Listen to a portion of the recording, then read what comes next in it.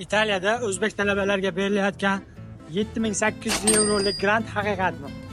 Ha, haqiqat, lekin ba'zi bir konsaltinglar aytish bo'yicha buni narxini 10 ming, 12 ming yevro deb o'ylashyapti. Hech qanaqa unaqa emas. Bu beriladigan stipendiya regionga qarab o'zgaradi. Qanaqa desalaring, Rim, Italiyaning poytaxti, yashash qimmatroq. Bu yerda beriladigan stipendiyaning narxi balandroq. Men o'zim Sitsiliyada yashayman. Bizda beriladigan stipendiya narxi 5400 yevro.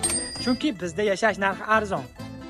Yana qo'shimcha bu stipendiya oziq-ovqat bilan turar joyi qoplab berishi mumkin, lekin bu ham kafolatlanmagan.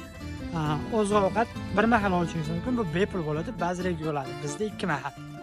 Stipendiyani kimlar oladi va ola olmaydi? Kimlar oladi? Hujjatlarni o'z vaqtida topshirgan va barcha kerakli talablarni bajargan.